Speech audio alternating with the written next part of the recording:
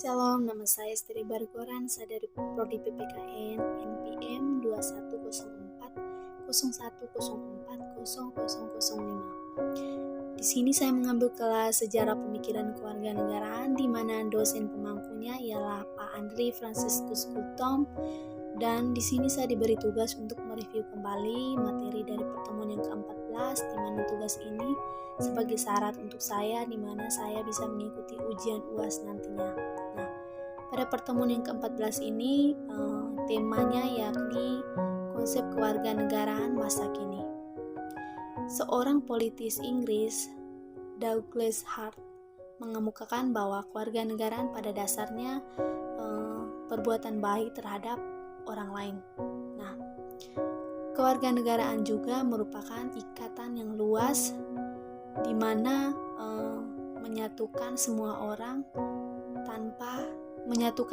orang dengan setara tanpa ada diskriminasi.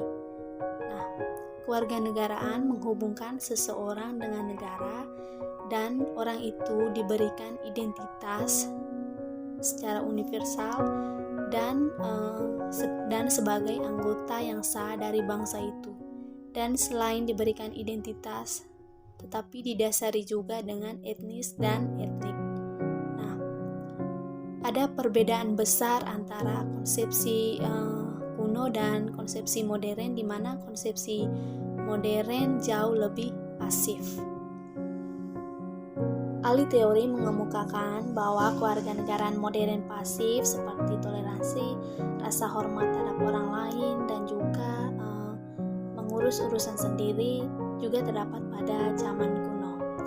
Beberapa pemikir melihat bahwa gagasan modern tentang kewarganegaraan dan juga individualisme memiliki terkadang berjalan secara konsisten, tetapi terkadang juga berjalan bertentangan. Dan beberapa pemikir lain juga mengemukakan bahwa kewarganegaraan adalah pusaran dari persaingan ide, arus, dan juga bekerja melawan satu sama lain, dan terkadang juga bekerja secara harmonis. Dan sebagai contoh dari sosiolog Marshall, ia mengemukakan bahwa kewarganegaraan merupakan kontradiksi dari persamaan politik formal dari Prancis dan persistensi dari ketidaksetaraan sosial dan ekonomi.